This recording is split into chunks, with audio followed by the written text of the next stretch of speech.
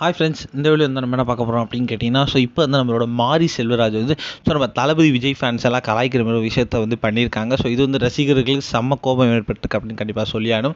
இன்றைக்கி வந்து நம்ம தளபதி விஜயோட கோட் திரைப்படம் வந்து செம்ம பிரம்மாண்டமாகவும் செம்ம மாதம் வந்து இன்றைக்கி வந்து தேட்டரில் வந்து ரிலீஸ் ஆகிருக்குங்க. அதாவது கோட் அப்படின்ற திரைப்படத்துக்கு ரசிகர்கள் செம்ம அவ்வளோ காத்துக்கிட்டு இருந்தாங்க.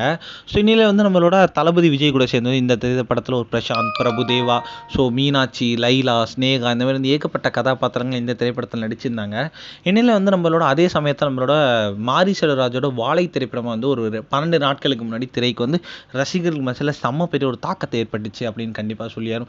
ஏன்னா வந்து அவரோட ரியல் லைஃப்பில் வந்து அவர் பட்ட கஷ்டங்களை அப்படியே வந்து ஒரு படமாக இயக்கி ரசிகர்களை செம்மையாக வந்து ஒரு கவர்ந்திருந்தார் அப்படின்னு கண்டிப்பாக சொல்லியாகணும். இந்நிலையில் வந்து ஒரு 12 நாட்களாக ஒரு வெற்றி படமாக வந்து வாழை திரைப்படம் வந்து தேட்டரில் ஓடிட்டு இருந்துச்சு. ஆனால் வந்து இன்னைக்கு வந்து நம்மளோட கோட் திரைப்படம் ரிலீஸ் ஆன வந்து மொத்த திரையரங்களையும் வந்து நம்மளோட கோட் திரைப்படம் தான் சூழ்ந்துச்சு.